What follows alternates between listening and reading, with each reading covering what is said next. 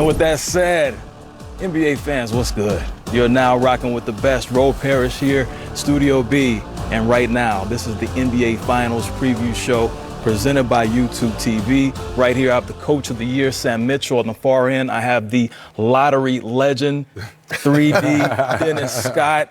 And we are excited because everything starts right here, the official Finals preview show. So let's go ahead and set the table, put the menu up there to show you exactly what you're about to see. Plenty of press conferences. You're going to see everybody except 3D, you see the fine print at the bottom. Yeah. Giannis Antetokounmpo, he's been excused because... What? Well, don't let him off the hook.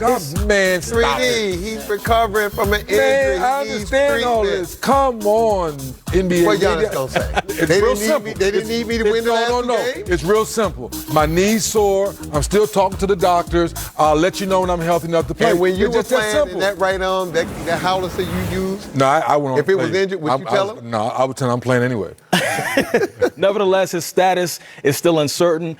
Jared Greenberg will have a live report momentarily to give you everything that you need to know about Giannis and the finals and everything. We're about to have a great show here, but we got to show you how we got here, starting with the Phoenix Suns. We know that the 2 seed in the West, they've closed out every series on the road. CP's shoulder was the top story in round 1, knocking off the defending champs 4-2. LeBron, sorry. Off season for you. Hashtag Suns in 4. The Brooms were present in round 2 where they knocked out the MVP in the Mile High City. That's right, 4-0 in the West Finals. They punched their ticket for the first time, as I mentioned earlier, in 28 years, canceling the Clippers in 6. The Valley-oop, everybody was talking about that. That was the moment of the Suns postseason so far. So looking at the big 3, when you look at what they've done so far this playoffs, every single one of those 3 have upped their scoring average from the regular season by at least a point. Devin Booker, he's been amazing. DeAndre Ayton's about to get paid. Chris Paul is a legend in his own right. So 3D, coming to you first, just looking at that big 3, but let's just focus on CP3 for a minute.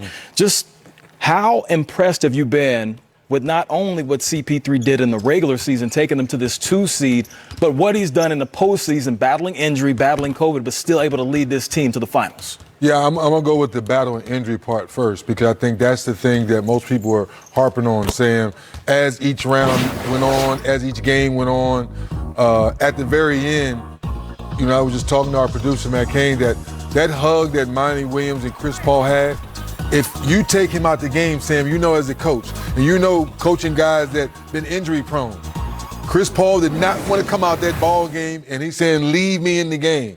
Now that iconic hug, in my opinion, is because he trusted Chris Paul, saying that, leave me in here, I'm okay, I want to finish this ball game out. I thought it was huge. Well, 3D, you're supposed to trust your best players. I mean, when you look at Chris Paul, 16-plus years in the NBA, look at the amount of trust he's built up. And Chris Paul understands he's not going to go out there at the detriment of his team and hurt his team by being physically unable to give something and produce if he's injured. So when you look at that relationship, it's solid, and you know this, 3D. The point guard and the head coach got to be on the same page. They got to trust each other. I had a rule. My players could not yell at the point guard. Only I could. Because I like that. I used to tell him this all the time. I like that. He's got to run the offense. Yep. He got to keep all y'all happy. He's got to keep me happy. So he don't need 14 other players yelling at him. He's got enough to deal with the head coach. So let me coach the point guard, and y'all do what he tells y'all to do, but leave my point guard alone. 3D, we have these foundational pieces for the Suns. When you look at CP3, you look at Booker, but you look at DeAndre Ayton, 11 double-doubles so far this postseason. Describe his game, what it's meant to this Phoenix Suns team, and what has stood out to you. The fact that he's grown up and before our eyes. I think the first couple of years, you looked at, well, hey, I'm in the NBA. I like all the bright lights and everything that come along with it. Now he's worked hard, and Monty Williams has brought that culture, or should I say accountability, out along with Devin Booker. So now both ends of the floor, both these guys are flourishing. So I'm super happy where he's not bought into, hey, you got to shoot more threes or you got to float out to the wing. No, pick, roll to the basket, finish around the rim. Those little baby hooks, he's doing all the traditional old big men would do, and he's been very effective with that. So I'm very impressed with what he's doing, Sam. To your point, I coached against him when he played for the Bahamas national team, and I coached him at Adidas Nation. The talent was there. I always compared him to Kevin Garnett. I thought he had the ability to be one of the best defenders at that 5 spot like KG, especially in today's NBA with all the switching. But to your point, the number one pick, all this talent. He just thought, I think DeAndre had that attitude. He just thought he could show up and it was going to come. Right. Lo and behold, the best thing that happened to him was Monty Williams and Chris Paul. And you hear him talk about this all the time because Chris Paul has put his career, DeAndre Ayton's career, on a different trajectory. Yeah. He's now looking at all-star, superstar type status, whereas before, he was just a good player, and now you was trying to figure out how much do I pay a good player that we need. Now, he's put himself in a position to where one day you expect him to make quite a few all-star teams, and now you're happy. I tell people this all the time. General managers and owners do not mind paying good players. That's right. Players that produce. It's the ones that don't produce that they stay up night paying. So, really, he's turned his career around, man, and he's turned the fortunes around for Phoenix because now they have a legit young big two in Ayton and that other guy, Devin Booker. Devin Booker, 3D, looking at his game, obviously we know that he can score the ball, but just looking at his entire game, on the floor, off the floor, what's the most valuable thing that you've seen that he's done this postseason? When he's not shooting the ball well, he can still be effective on the floor. And I think with young guards, and Sam, you know this, they think everything is score, score, score. Yes, that's important, but when you're the best player on the court at times, and Chris Paul wasn't playing in game one, he was still getting, 13, 14 rebounds, still had 12 assists. So still putting his impact on the game for his first time to be in the playoffs. He's not buying in that narrative saying, well, I got to lose first, I got to learn first. That book said for what? Where's the man? He done lost enough. Right? He's like, where Phoenix the last 3 years? Thank you. It's like, why do we have to go through what? I just remember talking to him and his dad's like, what do I have to go through first? Why do I have to go through it? And I think that's what he's showing us through his play instead of talking about it. No, I want to win now. I may not get back to the playoffs ever again, or let alone the finals. So why not be in the moment? So that's what I love about Devin Booker. As Dan Marino. He never got back to the Super Bowl, baby. Back. Yeah, that 1984 Super Bowl. I'm pretty sure he still wants that one back. Talking about Dan Marino, keeping things on the eastern side of the United States, staying in Milwaukee. Let's show you how they arrived in the finals. Giannis and company, they avenged their bubble nemesis from 2020, sweeping the Heat in 4, handling their business. Chris Middleton with a game winner started his postseason elevation. And then in round 2, they set things straight in the 7-1-8. The Vegas favorite, the Big Three in Brooklyn, went home in 7. Chris Middleton, 38 in Game 7, again building his legend. And then in the East Finals, the Bucks ended the Hawks' Cinderella run, overcoming the MVP. While they did it, it was a player holiday as they got things done in 6. And in the playoffs, we've seen that the Bucks have elevated their defense. Regular season numbers not bad. However, in the playoffs, you see the defensive rating now cut in half right there, 5 points less, I should say. 3-point field goal percentage for their opponents. Everything across the board is on the next level. So, Coach, looking at this Bucks team, this defense, this is obviously an elite defense. Is it enough to win a championship? Absolutely. When you look at the Bucks team, the thing that I'm most impressed with is their depth. And look, as a coach, this is the thing that happens. Injuries dictate how you play, and sometimes gives you confidence in other players. When Giannis went down, it was almost a blessing in disguise for Coach Budenholzer from this standpoint. Now, you need Giannis. I don't buy this narrative they don't need Giannis in the playoffs. Absolutely. Preach. But what they needed was Coach Budenholzer, and all of us, myself, I was guilty when I was head coach. You get so reliant when you have a guy like Giannis on him because he does so much and makes the game so easy for everyone to where you just load him up, especially on the offensive end. But what happened when he went out, boom, the light bulb came on. Man, I still have Chris Middleton, an all-star. I still have Drew Holiday, who don't even have the ball in his hand when Giannis is on the floor because we let Giannis have so much responsibility in offense. Lo and behold, you put the ball in Drew Holiday's hand. Chris Middleton get more touches. Oh, and by the way, that guy Brook Lopez, who made an all-star team when he played in New Jersey as a post player in the post, you dusted him off and reminded him that he was a dominant inside player. And now all of a sudden, look at what you have. You're in the finals, and if you get Giannis back, look at all the other little toys, shiny toys you got to play with. Yeah, that shining toy and Drew Holiday. And for all those naysayers, when the Bucks say we're going to extend him with that big contract, I don't hear those gals whispering right now about that extension, right? And with that being said, Drew Holiday is so humble and so appreciative where he is. He didn't know how to say is, to your point, Sam, we love Giannis. Giannis is the MVP for a reason. But when Giannis is out in the game, guess what? The freeway flows a lot better. But when Giannis is on the floor, the freeway's jammed up. There's that wall that we talk about, that the defense is able to build for you. Now you have to navigate, and guys do more standing around. Now with Chris Middleton handling and Drew Holiday handling, there's a lot more flow. Now Brook Lopez is diving to the basket. Yes. Now drop-off pass. Now he's getting dunks. People say, what's so different? Oh, are you watching the same game I'm watching? Spain said, you don't have 4 guys on the perimeter, now you got 3. Huh? So that's what Drew Holiday was trying to say. And to Sam's point once again, not that they don't need Giannis. Of course you need Giannis. It's a different flavor, a different style when Giannis is not on the court. I think you will agree. They would not win the NBA championship without Giannis. They're not being They wouldn't be where they are now without Giannis. I'm writing that one down. And speaking of Giannis, we're going to get the update on Giannis from the one Wednesday night. Now, looking at the fewest games of experience combined, Suns and Bucks, 6 games. Dre Crowder, and he got all those 6 games last season in the bubble as he played for the Miami Heat. So a lot of rookies playing in this finals. Giannis, we're about to find out if he's going to get experience. Jared Greenberg, he's an award-winning reporter, and he is not a rookie. His 10th season covering the NBA Finals. Jared, good to see you out in the Valley of Sun, but we need to know, what is the absolute latest on Giannis? Apparently you have some breaking news. Talk to us. Yeah, so here's what's going on with Giannis. Right now, the Phoenix Suns are practicing. When they get done, the Milwaukee Bucks will take the court. Giannis won't be here today. As was announced by the NBA earlier this morning, he has been excused from taking part in media day due to his uncertain status for Game 1. You might recall over the weekend, Mike Budenholzer said that Giannis' status is day-to-day after hyperextending his knee in the Eastern Conference Finals. Now, here's the new news I can fill you in on. While Giannis is not here with the team, he is at a private gym not too far from downtown here in Phoenix, and he is working out right now for what I have been told is being described as an army of observers.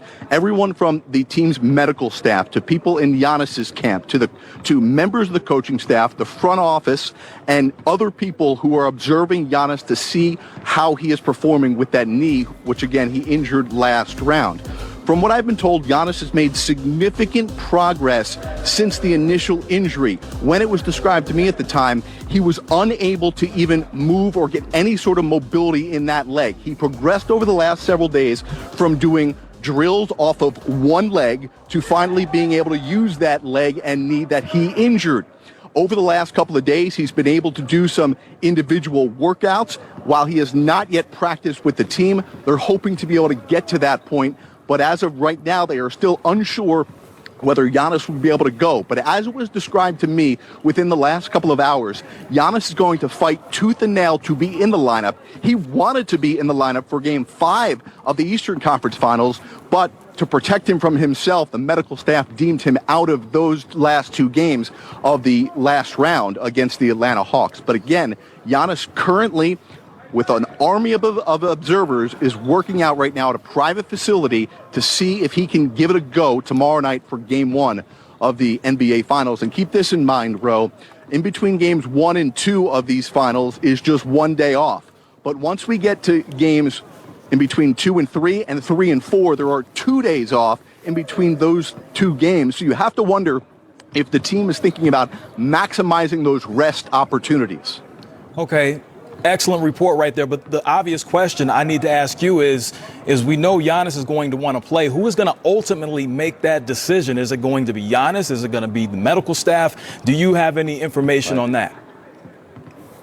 Yeah, so what is being conveyed to me, unlike the days of when Dennis and Sam played in the NBA, when star players had the last word on whether they played or not, times have changed. Whether you want to argue that's good, bad, or indifferent, they have changed. And ultimately, it's going to come down to a meeting of the minds, from what I've been told, between the medical staff, first and foremost, Mike Budenholzer, and the general manager of the Milwaukee Bucks, John Horst. Those 3 fractions will get together and make that call essentially for Giannis, because they know, especially based on the Eastern Conference Finals, when he was fighting to get into the lineup, they had to protect him from himself, and they obviously just made a big long-term investment in Giannis, and as much as they want to win a championship right now, they've got to make sure they have Giannis healthy, not only for these finals, but for many years to come.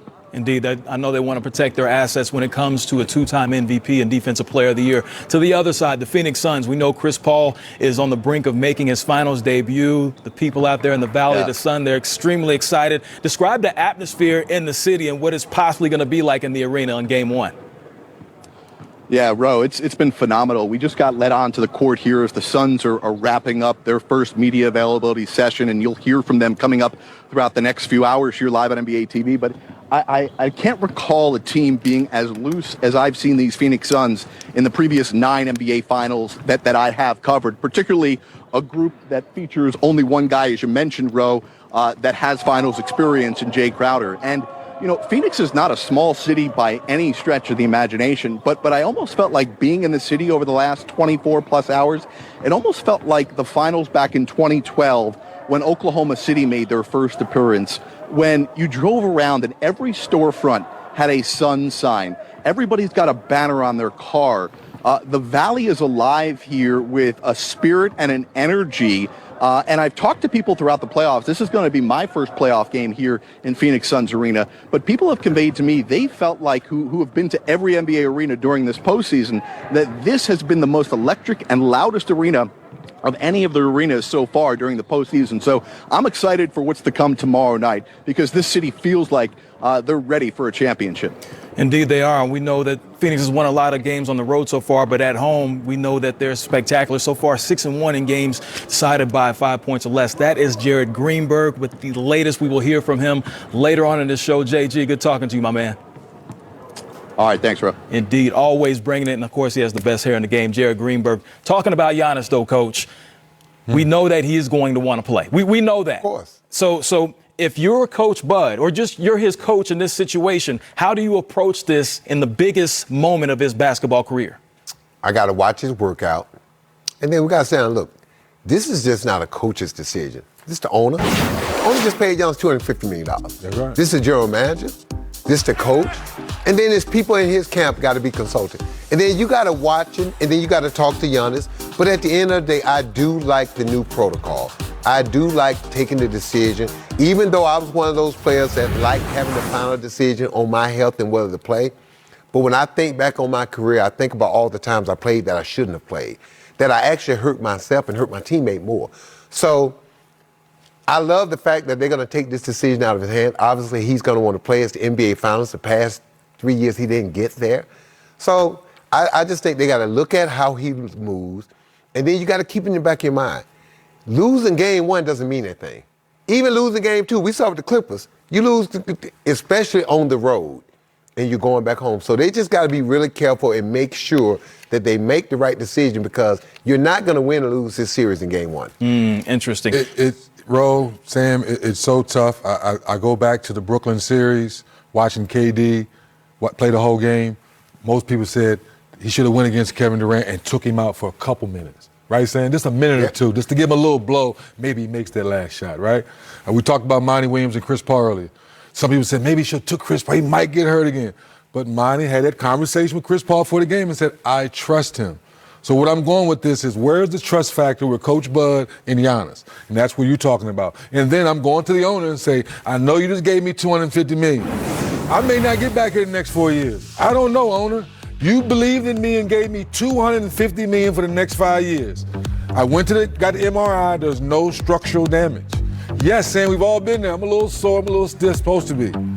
But fans, the city, culture of Milwaukee, I've been waiting so long to get here. Doc, do whatever you need to do. I'm just going to remind you. I was in the building in Toronto when KD went down. Yeah, when he started that game, he started off tentatively, and after he made a couple of baskets, you know this. Yes. You're going to forget that you're injured, and you're going to start trying to do the things that you normally used to do. And for Giannis, his legs are everything. Yes. And if he can't plant and cut and do the things that he normally does, then are you putting him at risk? That's the other thing. Players going to want to play. But are you putting him at risk for himself? Yes, but when the doctor told me it was different from the KD was no structural damage. KD was coming back from some tear in that Achilles, in the calf that went down to the Achilles. When you come back, and they said, well, once again, the doctor early in the year, too. Exactly. So now, with Giannis, all season long, outside of playing Well, he got hurt in the bubble. Yeah. Right? Got hurt in the bubble. So now you put all that together. Is it because we've been playing so much basketball over the last 12 months, or is it that one incident in the game the other day? And I think that's the tug of war to our point, to our conversation. Well, you're not going to win the series or lose in game one. In game one, that's exactly. the thing they got to keep in the back of the mind. Right, if right. 2 more days is going to give him that much more confidence in that leg and Right. make him feel a little bit better, you're not going to, and then you just won a series without him. You can win game one. Game one, and I know why they want to play him, because game one is the best game to get. Yes. Because Phoenix been off for a week and a half. They're Yes. rusty. You saw them in Yes. practice. They haven't been practicing. Why? Because they're scared somebody go get hurt. Right. So they're going to be, their timing going to be off, their conditioning going to be off, and they're going to be rusty. So Coach Bud knows game one is sitting there for him. But if you put him out there and he's not right, There's no, yeah. Yeah, that's a Hey, big risk that I'm they're glad going we to take. sitting here. Yeah, we're sitting here comfortably in the air condition. Playoffs. We're talking about a game. No, we're talking about practice. That's what we're about to see. More of the practice coming up. There is the only Phoenix Sun with finals experience shooting with the young sniper, the young killer. That is Book. going, because it's going to be feast all night if they drop Brook Lopez. And Brook Lopez is a different animal again. Remember, Trae Young is either shooting from almost half court or going by you for the floater. Chris Paul's in kind of no man's land, the mid-range where no one's getting love for, but Chris Paul's still doing it in season 16. So now, to your point once again, Coach, as long as Brook Lopez doesn't make a solid decision to say, you know what, I'm going to get the ball out of Chris Paul's hand and make someone else make a decision. Otherwise, it's going to be mid-range jump shot, DeAndre Ayton dunk, or Devin Booker jump shot. That's how he will pick that defense apart if Bud don't make sure he comes up to Coach's point. And I mentioned the numbers, the players that he's passed so far. When you're talking about Chris Paul, he only needs 16 assists to pass the late, great Kobe Bryant for 10th all-time on the playoff assist list. No doubt the point guard, he has been special. But, Coach, we know that connection from point guard to coach is so special. And we know that Monty and CP3 have connections going back to their time in New Orleans. Talk about that connection and how special it's been and why it's been so effective. Well, when I was in Toronto, I had TJ Ford and Jose Calderon. When I stood up to call a play, 8 out of 10 times, they read my mind. They called the same play I was thinking. You have to be on the same page. I spent more time with my point guard. That's my quarterback. He runs my offense. He sets my defense. He keeps everybody on that floor happy. Think about it. He's got 13 players on that team that depend on him for their livelihood, to get them the ball, to get it to them in their right situation where they can be at their best. He's got to set the defense. He's got all the special plays. He does everything. That's why it's imperative. If the point guard and head coach are not on the same page, you're not going to win. You're not going to have any success. And I go a step further. The only one that was allowed to even get mad at my point guard was me. His teammates were not allowed to look at him funny, to yell at him, to make him feel uncomfortable in any shape, form, or fashion. You know why? I tell you what Terrell Brandon told me one day. Sam, you yell at me one more time. You see this ball? This will be the last time you see it. He got my attention right there. And you know what? And I love Sam because currently, right now, as we sit, he doesn't allow anyone here to yell at me. His point guard. Exactly. So I appreciate that. Right now, we spoke about Monty Williams. Coach just talked about him. Now we're going to listen to Monty Williams. Just wanted to ask how today went, and obviously it's a different kind of setup with the finals, and just your thoughts on how today practice went today. Yeah, we tried to prep for this yesterday so we could keep it as normal as possible. So we changed a few things up so we could, get what we needed in and then, allow for the media to come in and do what you guys have to do. But as far as us, it was a good day, locked in, focused. We've been waiting to play. And so the guys, they're just ready to go. One more drill from me incurs all kinds of looks, but the preparation's been good for us, and the focus has been really good. Next question on the back right, Sean, on the second row. Nope, right ahead of you. Blue shirt. Coach, we don't know the status of Giannis in the game, but can you give me your impressions of how they played without him? Yeah, I mean, the pressure they put on the paint has been pretty consistent, even with Giannis, but you see a different way of doing it now with Drew attacking and Lopez diving. That's been something that respect. I mean, you have to respect them anyway. With Giannis getting to the paint in transition, in isolation, when he dives in a pick and roll, especially with Middleton. And so without Giannis, there seems to be a different way of attacking the paint. And then all of their guys that crash the boards. When Giannis is down there with Lopez, they're so big, there's really no room, it seems like, for other guys. And now you got Connaughton going, you got PJ's going a ton. Portis is down there. Like, everybody they bring in the game pretty much is going to get an offensive rebound. So they haven't stopped playing the way they want to play. The pressure on the paint has been pretty consistent in the playoffs. Dan in the front. It's over a month ago when you guys last trailed in a series down 2-1 to the Lakers. I'm curious if you could kind of remember what happened between game 3 and 4 and kind of what your team showed you and kind of pivoting in that series and turning it around. So, yeah, I mean, it sucks. You're giving me a lot of credit. I don't think there was some masterful strategic thing that I did or some change of thought. We just have always tried to keep our culture as consistent as possible. And even though we were down, we tried to come in and have a normal day while learning, as to why we were down. But nothing happened other than maybe me getting out of the way and telling the guys to, don't forget to hoop and do what we do. But when I try to recall that time, I can't think of anything off the top of my head that was that much different. At the end of that game, game 3, Jay had been ejected, Devin had been ejected, Yeah. and it seemed like maybe things were a little shaky. Yeah.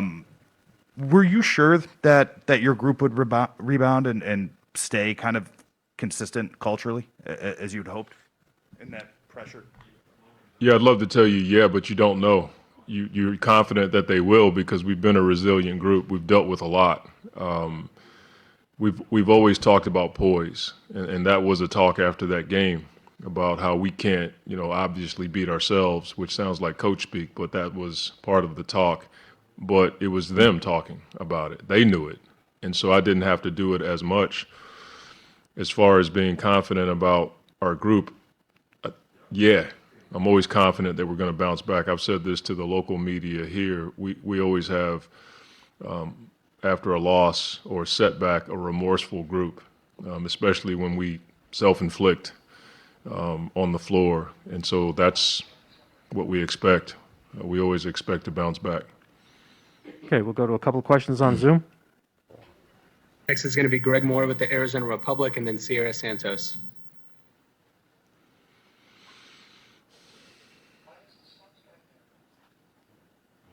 Coach, good to see you. Could you compare for me what you imagined maybe this moment might feel like versus what it feels like to be here now? I don't. That's hard. I don't think you ever. You just want to get there. You know what I mean?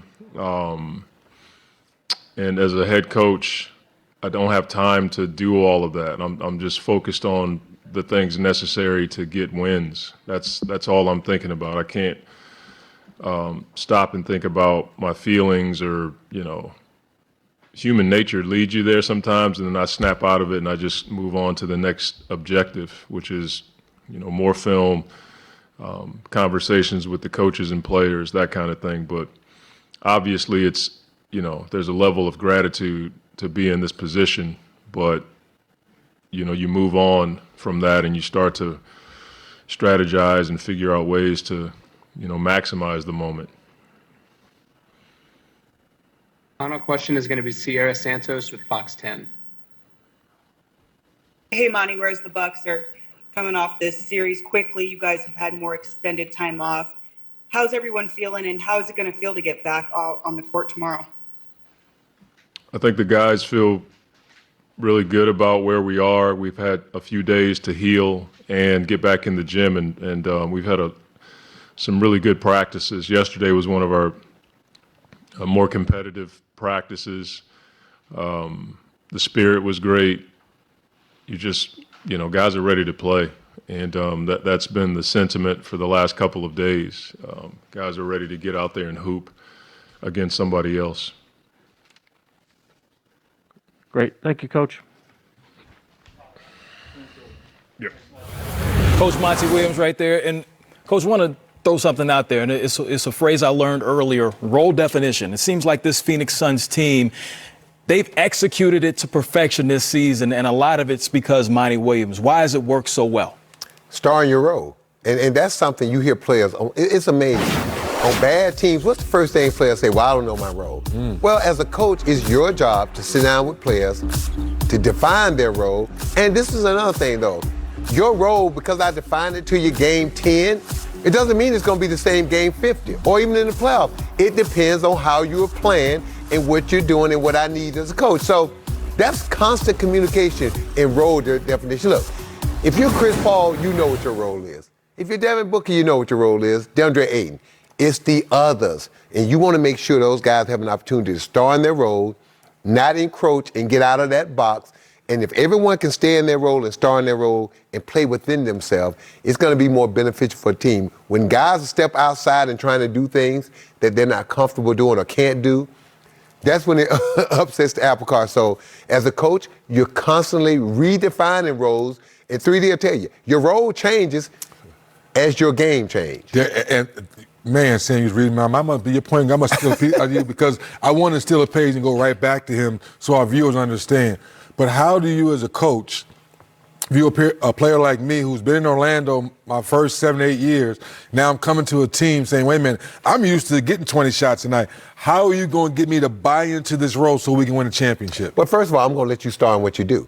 Like, you're not going to come to me. If I trade for you or sign you and I know you're used to getting 20 shots, why would I bring you in if I'm going to get you 10 shots? Why am I going to bring you in if all of a sudden I'm going to cut your shots production by 10 and tell you you got to be a first-team all-defender? No, I'm going to curtail your role. So I'm going to get you your shots because that's why we brought you there, because we need that. But also I'm going to show you other ways that we can enhance your play on the defensive end, how we can advance your play when you have the ball to make your teammates better. That's going to be constant conversation. So we're going to be constantly talking because your role is going to be constantly evolving as your game and as you fit into our system. That's Cam Johnson? Yeah, that's Cam Johnson. That's why I want to set that question up, because people saying, why are they drafting him? A lot of people did say that. Why they go so high? Right. Are you watching the game? Chris Paul has the ball in his hands. Ayton's over there.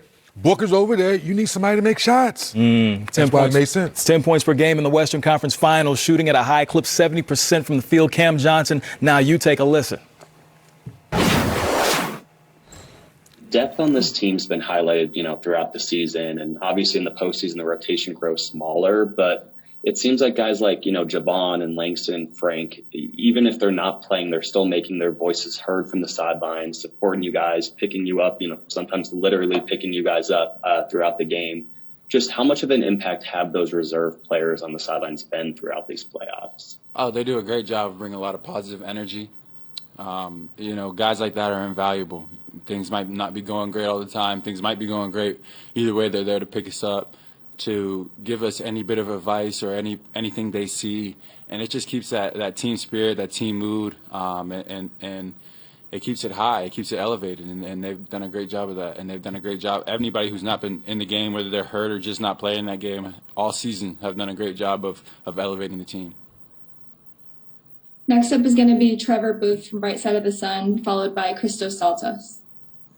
Hey, Cam, just curious on the challenges you've seen on film this postseason that Milwaukee presents for you guys. Obviously, a lot of capable wings and stars to keep in checks. Just what are the things you're honing in on for this series? All those things, man. You got a guy like Giannis to go up against. He presents a lot of unique challenges, and just the way he attacks.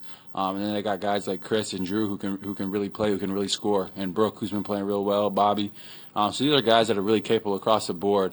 They got some size to them, so we're gonna, try to slow them down as best we can. Next up is Christos Saltos from Greece, followed by Kevin Zimmerman. Hello, Cameron. Hope you're doing well. With Giannis, he's not sure if he's going to play in the NBA Finals series. How different is the game with and without him on the floor for you? And how important is to set the tone, and what do you need to do to set the tone from the first minute? Having a guy like that play or not play, it changes things. But no matter what, they got guys that can really play. So while it may change some little things on our positioning and like Maxwell, now let's go to CP3, the point guard. What's impressed you the most about how Willie Green relates to players? How to what game? I'm sorry? Say that one more time. What's impressed you the most about how Willie relates to players? Willie? Yeah. Willie was a teammate of mine, and not just a teammate. Say this all the time. Willie like a brother to me. Family, his family, his wife, his kids, everything. And to have him as a coach, I couldn't imagine going through this season without having Willie here. Mm-hmm. Was there like a specific moment that you really like turned to him or that he really helped you out that sticks out to you the most? Willie just gets it. And when you play in this league, I always talk about that Golden State series when it was Game 7 and his locker was right next to mine, and I didn't have a really good first half, and he was the one who told me, he's like, you gotta be more aggressive, C. So he's just always been the guy that I could talk to about anything. He pushes me, and I think for him not only being a good player in his own right, that time he spent with the Warriors on those championship teams, so there's nothing in this league Willie hadn't seen. Yeah. Dave, here in the front. Chris, we're here finally after a tough season, I think, for everyone involved in the league, and there was some criticism from players, including your friend LeBron, about the way the playoffs played out with so many stars getting injured. Thinking back to the tough conversations you guys had to have had in November to get ready for the season to start in December, what do you think about how everything's played out up to this point? Man, one thing about our league and its players is everything is always a conversation. There's a ton of guys on the executive committee who are working hard on things right now as we speak, day in and day out, traveling. I wish you guys knew all the things that are going on. So decisions that are made as far as playing or not playing, players are always involved in it. Injuries are always unfortunate. You hate to have them, but just like when we went to the bubble, everything was discussed as far as the players and the full body of players. Everything that's good for this guy and that guy might not be the same for that guy, but everything has always been a conversation, and it's going to continue to be that way. So, if people don't like it, then everybody got the same opportunity to be a part of all these conversations. Mark in the middle. Chris, what's the last couple days been like? Have there been any phone calls of note or texts that really meant a lot to you? And when you see the signatures behind you, like the NBA Finals, what does that really mean to finally be here? It's different. Obviously, having practice here, not at the practice facility, but it's still basketball. I think we all locked into the goal at hand, and not much. Just I don't know. It's weird, no games being on. I usually watch games every day, so that's probably the part that sucks. That's probably the part that sucks the most, but I'd rather be playing than not. But other than that, just life. Any messages or calls or that meant something to you? Probably. I don't know. I'm usually on the phone with my kids, day in and day out, seeing what they got going on and just getting ready, practicing body work, all that different type of stuff. So, yeah, I don't even know, Mark. Focused. Yeah. Back left. Hey, Chris. Milwaukee traded for Drew Holiday to help them get to this point. What about Drew as a player, maybe even as a person, have you seen that maybe made him such a good fit for them to get here? Drew's just a consummate team guy. Plays the game the right way, defends, can score. My family knows, like my parents, I think, know his family very well and stuff. And he's just, like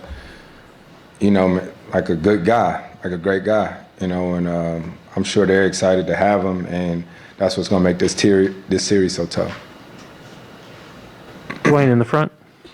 Yeah, Chris, wanted to ask about Devin and DeAndre's start to the series. Like they've had strong starts in first round, second round, and third round.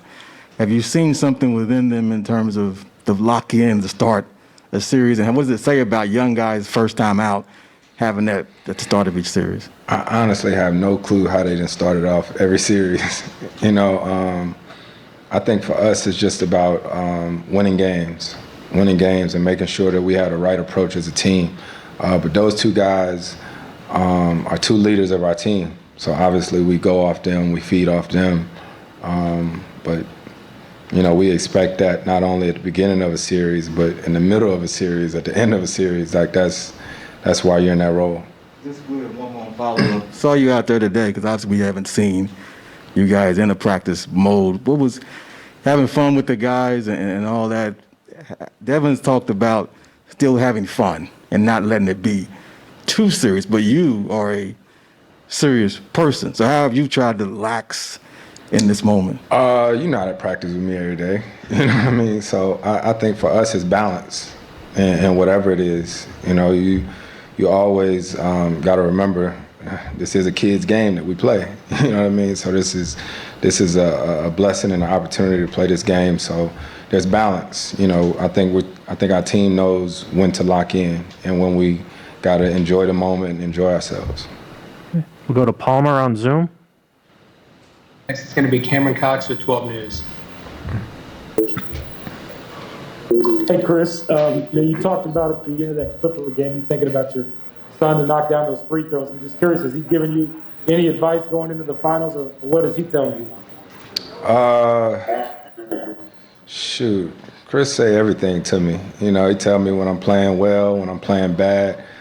I think that's probably the most exciting part is my kids are of the age that they know everything that's going on. My daughter, who hasn't been a fan of any of my games my whole career, I think that's probably what touched me after the Western Conference Finals, is to see her with emotions and see her so excited. So, yeah, just enjoying the process and all the different moments of it, but ready to go. Final question is going to be Jose Romero with the Arizona Republic. Chris, you played with PJ Tucker. You've seen him over the years. I just want to get your thoughts and your take on his game and what he brings to the Bucks and what he's brought over his career. Yeah, a big piece to their team. Them picking up Tuck, I think has helped them a lot. Tuck's always just going to do the dirty work. Whatever his team needs him to help his team win, he's always going to do that. So it's a big pickup for them. Thank you, Chris. Yep. DeAndre will be right up. Now we hear from number 22 in your program, DeAndre Ayton. Hey, DA, Giannis's status is up in the air, but if he plays, that's a matchup you took this season, last season, and you fared well with it. What are the keys for you with defending a guy that unique? Basically just being the first man on defense, making sure I'm a presence, foul awareness as well, always showing my hands and just matching his physicality. Giannis is a guy who motor is insane, and you just have to match it and compete. That's what it comes down to the end of the day, just competing. Next row back, Eric. Hey, DeAndre. On the other end, you'll see Brook Lopez probably defending you quite a bit as well. He's obviously big dude, but part of the Bucks defense is keeping him near the rim. How do you try to find the balance of being tough inside, but also trying to stretch him out and keep him away? Definitely old boards. Thing I'm great at, just attacking the glass, being relentless on the glass, being the first man in transition. If he crashes, I'll probably be the first man on my end to probably get in early seals, just to try to put some pressure on the rim to change the game up a little bit. Angles, just finding good angles on the way I set screens to get people open, pin downs, on-ball screens, just ways so he could guard both and put pressure on them, having 2 against 1. Back right. Hi, DeAndre. Is there any moment that already hit you and make you feel like, okay, this is the finals? That's a different atmosphere already. Walking into here, seeing Mr. Larry on every poster, it gave me goosebumps. I don't know if I was a part of it or I'm just here to like look around or I'm just here for the NBA. I do not feel like I'm a player right now, but but I am. You're a part of us. We're going to go in the front row. Dwayne? Yeah, DeAndre, you've started each series with a strong game. What has been the key to that, you feel? Just being relentless, doing what I do best. Just being a presence on both ends. Defenses will get me going. Getting a couple boards off the glass, getting outlets, getting other guys running a little bit, getting a win, getting the butterflies out. That's what really get us going. Just attacking early, and that's what we're good at in transition, and we're good at defense as well. Okay, we're going to go to Palmer on Zoom for a couple of questions. Next up is Mark McClune with Arizona's family. Hey, DA. With the two games that you played against the Bucks this season, as close as they were, how did the competitiveness of those two games prepare you for the playoffs? I think it prepared a lot, but at the end of the day, this is the playoffs. Lord knows what they're going to throw at us. It's just mainly sticking to what we do. Sticking to the script, not changing anything, but just being relentless, playing together, moving the ball, and just attacking and transition as best as we can and making sure we clean up the glass on the defensive end. Next is Greg Moore with the Arizona Republic. Thanks, man. DeAndre, good to see you, man. Good to see you, brother. So what would you say to people who say this whole thing seems like it's coming together fast? I mean, it feels like just yesterday we were at, up in Boise, the NCAA tournament, and now here you are in the NBA Finals. Do you feel like it's going fast, or do you feel like it's been a slow build? I can say it feels like it's going fast a little bit, but I definitely feel every game, body hurting, all that. I feel every part of this, the physicality throughout the games and just the mental stamina you have to have in between games and the type of reps you have to put in, days you have to remember to rest and not rest. So it's just stuff like that you have to keep in mind. Next up is Cameron Cox with 12 News. Hey, DA, good to see you. Your moment with the trophy after the game in the locker room, you were talking about she's so hard to get, got a lot of people talking on social media. Just curious, what's the hardest part about getting to this point for you guys this year? I don't even know. I could just say it's not easy winning in the NBA. The type of sacrifice you have to put in the preparation before each game, you just have to be consistent with it, and just to have the organization and the group, a team like this, to be on the same page is insane. And, just going through that wasn't easy. It was a lot of adversity and a lot of trials and tribulations to get through where we are today. In the room here on the right. And DA, obviously, as a young player, you want to enjoy winning in the West, but how do you make sure that you don't get too caught up those excitement and get ready for the game one? I mean, what I do best is, I enjoy the night, and when I wake back up, it's over, it's back to work. If I'm away, by the time I land, I'm done with the win. I'm done celebrating. It's back to work. That's the type of mindset the whole team have, to be honest. Like Coach said, we don't get happy on the farm. The job's not done. I guess the moment's all right. The team haven't been here in a while, but as a group, we know we ain't done nothing yet. You know what I'm saying? Sorry, we'll do one last question here in the second row on two. Hey, DeAndre, with having a guy like Jay Crowder on the team who was in the finals a year ago, just what wisdom has he imparted on you guys, and what's the biggest takeaway you've maybe gotten from him recently? Most of our toughness is because of Jay.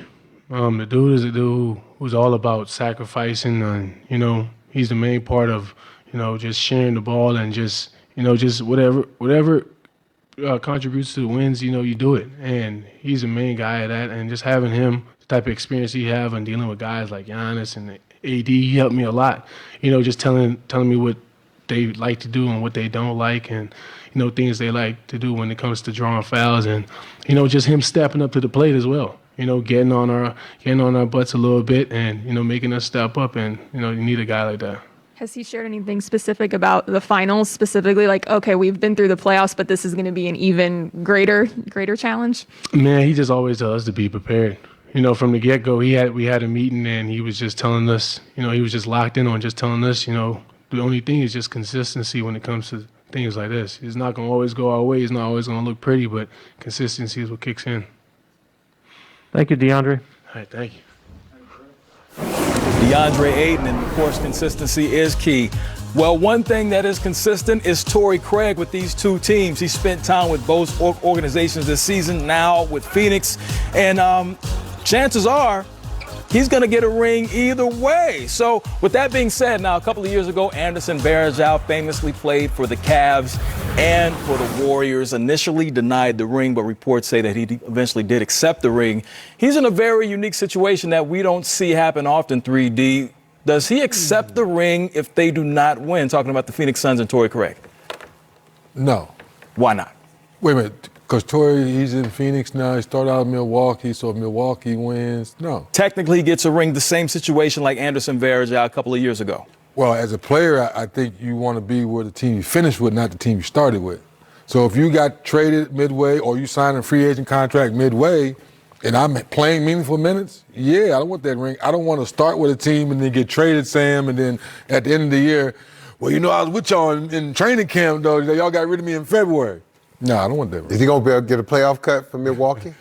Probably not, because he's going to get a playoff cut from exactly. Phoenix. But you get a bigger share. You get a bigger share from the winning team. No question about it. And we see this happen a lot, especially lately. I mentioned Anderson Varejao. That was different. Matt Barnes' situation, he said that, he didn't feel like he earned the ring. When you're a player and you don't play and you still win a ring with your team, what's the dynamics on that, Coach? Well, look, his situation is different. If you're a player sitting on the bench and you win the ring, you don't practice every day. You exactly. That's grind. You deserve that ring. Right. Because whether you're playing a lot of minutes or not, you're getting your teammates ready to play. You're part of the team. That's right. If I was traded like Craig was from Milwaukee to Phoenix and we lose, no, I don't want the ring. I wasn't there. I guess technically you can get one, you deserve one, but I would never wear it. I would never talk about it. What am I going to say, topic of conversation when you come to my house? Hey, man, come look at my championship ring I got from Milwaukee. I thought you played for Phoenix. Well, I got traded from Milwaukee to Phoenix, but I was still entitled to a ring. And you want it? I mean, I understand wanting it, but to 3D's point, you want it. Look, man, for the amount of time that you put into and the effort that you put your body through to play to get to the finals, the money doesn't matter.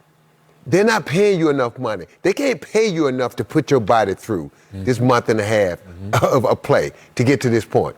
It's all about that ring, man. And it's all about the mountain and the challenge and climbing that mountaintop. And if you're on another team and they do it without you, no, I don't want the ring, man. Yeah, I don't want it. It's not the same. Or you could just be like Patrick McCarr, who won a championship in 3 of his first 4 seasons. He wins 2 with Golden State and one with the Raptors. You couldn't go that. But if you're on but he was roster, there. You deserve it. That was a joke. I got it. I knew you were going there. It was a bad joke at that.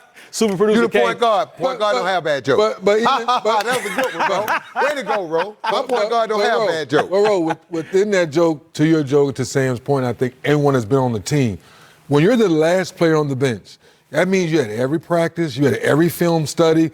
That means you're guarding the best player every day in practice. You're fouling and beating them up. Hold up, tell the other part. That means you're in the gym early, you're in the gym late, and then if somebody needs some one-on-one play or some 3-on-3 play, tag, you're it because you're not playing. So you got to do all the grunt work. Let me give you another one. Let me give you another for people at home. You're on a road trip, right? And there's 3 games in 5 nights, and the coach says no practice. Guess who still has to go practice? You. The 12th, 11th, 9th, 10 guys who don't play. You're not those guys. When you see them on the end of the bench going, yes, oh my God, thank you, oh dear Lord. That's what Sam's talking about. Because they remember those dog days on the road where the superstars who are playing 40 minutes, they don't have to practice. It's the 12th, 13th guy. Oh, wait a minute. That guy from the G League, hey, you come on up, you're practicing. So even a couple of those guys saying, wait a minute, Sam, do I get a ring too? Because people don't know. There's a lot of G League guys and two-way guys who are part of this system, part of this long journey throughout the season. They're like, wait a minute, we're the ones practicing every day too. What do we deserve? So it's a little intel for people at home to understand why we fight for that 12th guy versus that guy that comes in halfway during the season. We're like, wait a minute, dude. You just got here. We've been through this thing from day one. You know how important the 12th man is, or the last guy on the roster is? Normally, the coach reserves that spot for a guy that works hard, a guy that everyone likes, a guy that's going to come to practice and he sees the superstars and the coach can point to that guy. He works his tail off. He's here before you. He's here after you. On days off, he's in here. He has to do that just to keep a job. And so the coach going to use those guys, and that guy going to make practice fun because practice for him is the game. That's it. Right. He's not getting in the game. So those guys, when practice comes and you actually get the scrimmage, oh, man, they trying to give you 50. Yes, indeed, they do. We know Torrey Craig, he's paid dividends, especially in that series against his other former team, the Denver Nuggets, in round 2. But in the meantime, we're going to take a listen to his teammate, Miles Bridges. Hey, Mikhail, your team trusts you on a nightly basis to guard the most difficult wing out there. I'm curious, from your experiences covering Chris Middleton this season, the biggest challenges he presents and some of his tendencies you'll be looking out for. He's an all-star, just has a lot of game. Wait, can they hear me? I can't even tell. But, yeah, he's tough. You just got to watch film and know his tendencies a little bit and make it tough for him. But, he can shoot it, which makes it tough because you got to pick up a little bit higher, and good handle, loves his mid-range game and can finish. So you just kind of pick his spots for him and try to make it tough for him. But he's, really talented. It's going to be tough. Because that shot. Booker, the youngest leading scorer for a finals team since KD in 2012. Let's listen. So you have to be on your P's and Q's, and I've been watching him in the previous series and who he's matched up with, and he's guarding those primetime guys. So, I'm sure I'll see him out there, but, you have to be locked in when you're playing against him for sure. Sean, over on your right. Since you're the elder statesman of this franchise, I use that word with you, can you give us an idea what the people here think about the Suns and also your chances of winning a championship, the fans? What they think about the Suns? Yes. I think it's the baby here. It's the only professional team that has Phoenix in it. Every other team's Arizona. So Phoenix Suns is the baby franchise here, and they love it with a passion. And, I'm wearing the shirt from '93 right now. I think it started around that time to when, they developed that. You hear people talk about, I remember when I watched Charles and them. Like, you hear those stories at all times, and seeing the passion in their eyes when they're telling the stories, and even being at the bottom of the barrel for the past 5 years and them still showing up and showing love, shows that same type of love that they have for this team. You have any examples of maybe the last couple of weeks when you've had interactions with people, any stories to tell about how excited they are? Not really. I haven't been around too many people. I've just been in the house for real. So I've been laying low. Over here. Hey, Book, you and Chris have joked in recent days about how when you used to play against each other that you would practically almost fight on the court just because you're both so competitive. Is there an example or a moment that when you think about that, that comes to mind, like during a game early on in your career where that competitiveness really came out between the two of you? I used to try to bring him to the post every time he'd switch on me. So, while you're walking down there to the post, he'd be like, "This is not good. I'm not going for that. I'm not going for that today."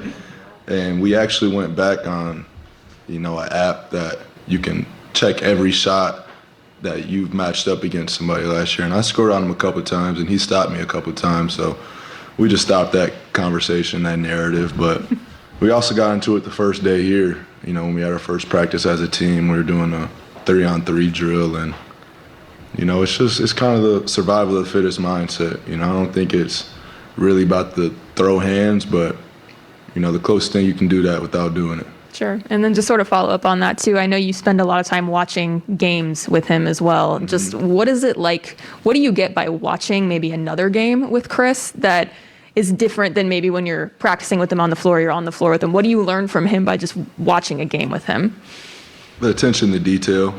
And I feel it, too, ever since I got to the NBA. You watch games a different way than you did growing up. You're not watching for entertainment anymore. You're scouting the whole time you're watching. So it might be a simple play. Somebody might have scored on this possession over here. He'll sit back. He'll rewind it. Hey, look over here. Did you see what they did? You know what I'm saying? Mm-hmm. So it's just viewing the game a different way, seeing the game a different way, and just understanding tendencies and communicating it out loud when you see it. We're not sitting there watching the game in silence. We're sitting there like, they let him do that again. We got to take that away when we play him. So it's just a whole nother level of basketball and film study when you're with Chris. Sure. Mark on the right. Hi, Devin. I was wondering, what's your perspective on if you think there's enough of an appreciation for what you guys have done to get to this stage and the growth you've shown, as opposed to any fans just chalking up to facing 3 teams that didn't have some of their star players in some of the games? I mean, we're not here to justify what we're doing to anybody else, for real. I mean, we've had goals for this group and aspirations for this group since day one, and we keep those in home for that reason. And we compete against each other, and we're on the constant pursuit to get better every day. And even during the regular season, a simple play might go by and we stress it. This can't happen. I know it doesn't matter right now, but later down the line, it can come back and get you, and we don't want that to happen. So just the focus for everybody, to be locked in from top to bottom, not just the guys that are getting major minutes right now, 1 through 15, 16, with the coaching staff, just locked in at all levels, preparing for this opportunity right here. Melissa here in the front. Then we'll go to Zoom. Hey, Book. Obviously, at this time of the year, everybody tightens up, everybody's focus increases. But have you noticed a distinct difference in Chris right now? He's always locked in, to be completely honest. I mean, I'm sure he might be feeling a different way in his first appearance here, but he's not going to show us no frantic movement or any nervous. I think he's prepared for this, and it's more of I've been waiting this long, preparing for this moment right here, and it's right in front of us. So, he's not walking a different way, he's not talking a different way, but there's an understanding between all of us on what time it is and what we have to accomplish. Palmer on Zoom. We're going to go to Jamal Spencer with ABC 13 in Grand Rapids, Michigan. Grand Rapids? Okay. Grand Rapids. That's I know what it's I'm been a talking minute, about. so wanted to ask you, Devin, if you had, thought about what ways West Michigan helped shape your passion and your love for the game. That's where it all started. Dang, threw me back thinking about it now. I'm reminiscing in my head right now, but that's where I fell in love with the game. I fell in love with that Pistons team. They taught me the game of basketball, and just being around everybody in West Michigan. I remember Drake Harris, just looking up to him every day and wanting to be him. But Michigan State rivalry games, just all that, all those memories, all the stories. That's where I learned the fundamentals of the game, honestly. I always say I learned the fundamentals in Michigan, and when I moved to Mississippi, it brought more of the dog out. So, it was a great balance for me, and, I credit Michigan for, a lot of my success, especially Grand Rapids, my hometown. I know things worked out well, but did you ever stop and think about what things would have been like had you not left? I haven't thought about that. I think things would be a little different. Obviously, I think you learn by living through experiences, and I would have lived a totally different lifestyle if I stayed in Michigan. But I love Michigan, and I go back there in the summertime, and I spend a lot of time out there. And me and my friends were just talking about for the 4th. We're like, any other place you would rather be if you were in the finals, and be on Lake Michigan probably. But Milwaukee's on the other side of it, so we'll be going up there soon. Next, we're going to go to Cameron Cox with 12 News. Hey, Book. Hope all is well. What's been the hardest part to get to this point for you and your journey? And what's it like finally now to be in this moment as it hits you that, you're actually in the NBA Finals and 4 wins away from a trophy? Yeah, I don't think it'll hit me till it's all over. Even Western Conference champs. I mean, we're on this pursuit to, do what we set out to do, and we're here now.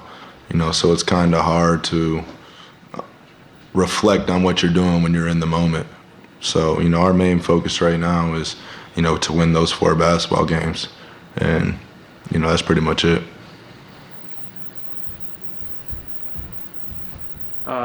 Let's go right here, Eric. Over here. For you guys this year, the Bucks have switched a lot against you, especially in crunch time. You mentioned going up against Chris and switching and kind of what you used to do when you'd get a switch. How do you feel like you've developed and gotten better in that regard, whether it's attacking a switch or moving the ball and deciding not to attack a switch? I mean, we've seen it a lot. I think that's what the NBA has went to. A lot of teams, especially, trying to keep people out of their paint, would just switch 1 through 5 and everybody has to guard up. But, you scout that. We scout that and we try to take advantage of that. I think the Clippers use that against us a lot also. And DeAndre being able to use his size and his ability to get on the offensive glass and move whoever his mismatch is helps out a lot also. And then just having dynamic guards with Chris, Mikal, Jay, and having this floor spaced and just creating for each other. So, we're expecting to see that a bit. Either on a switch or maybe just straight up, Tuck is going to be that guy. Mm-hmm. For you, is that something that you're excited about, going up against So excited. We've obviously had those matchups in practice before that have gotten heated at the highest level, but he's a competitor, and I have a lot of respect for that man. So, we're going to be out there battling for sure.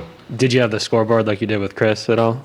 Like who came out? Yeah, me and Tuck's was a lot worse than me and Chris's. So, me and Chris, we talked a lot. Me and Tuck, we bumped into each other a little bit.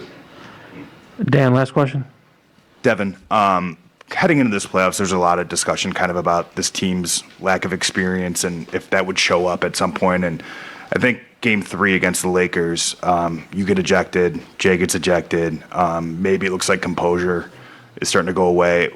How did you guys kind of level it in that moment? And do you view that as like a really important experience for this team in this postseason run? Yeah.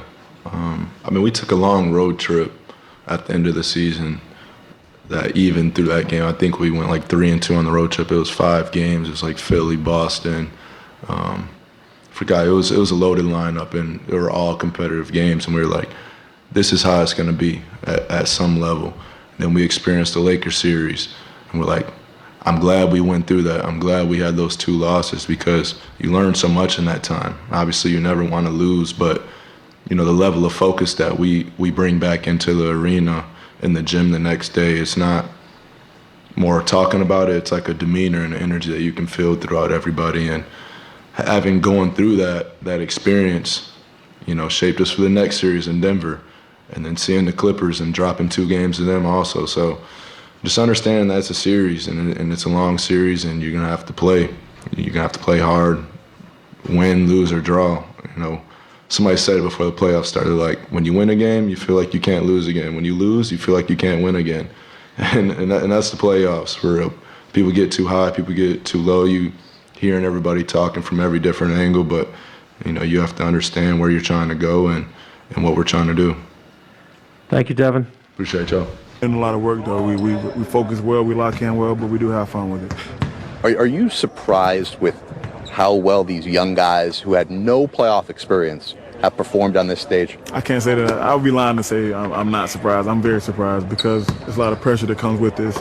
My first time, I wasn't as ready as these guys, but they've done a great job of just listening to leaders like myself, Chris, Coach, who's been through situations and applying it on the court on a daily basis. I'm proud of them, first of all, to say the least, but I'm surprised as well because a lot of stuff has been thrown at them, a lot of different situations, a lot of different teams, a lot of different game plans, and they've stood tall and faced it and came out on top. Take us through this last week when you guys have been off. What have you done to stay mentally and physically ready? Well, we had 2 high maintenance practices, high volume of conditioning and keeping our wind where it needs to be, but at the same time taking care of our bodies. It's been a grind. This whole season has been a grind, but we've prepared more mentally than we did in the past, just because we had time to prepare for this team with them still closing the series. But I think mentally and physically we're ready to go. We're ready to compete and get 4 more wins. Giannis is obviously such an imposing figure.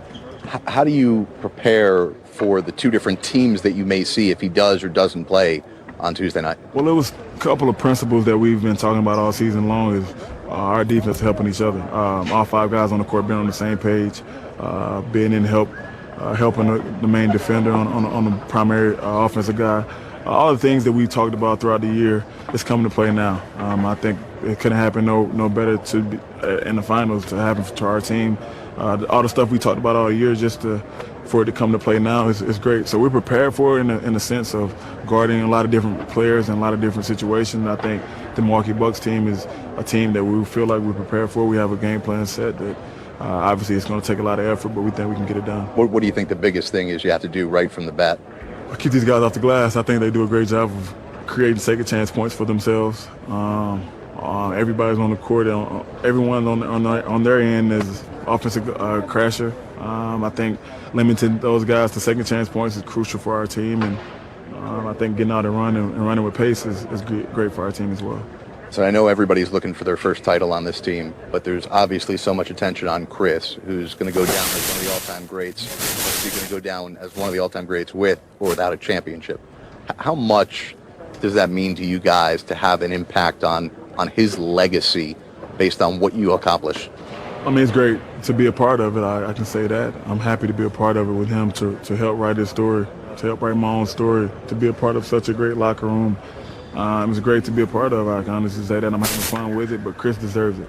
And I'm going to give him everything I got. I can, as a teammate, as his brother, I'm going to step up to the challenge and give him everything he got and have his back every time we touch the court, just like we've been doing all year. Just have his back and hope for the best. But I feel like I don't want to say without. I think we're going to get this ring and we're going to put up a good fight. Jay, you're a great man. Thanks for taking some time to chat with us. Appreciate you, man. Thank you. Back to you, Ro.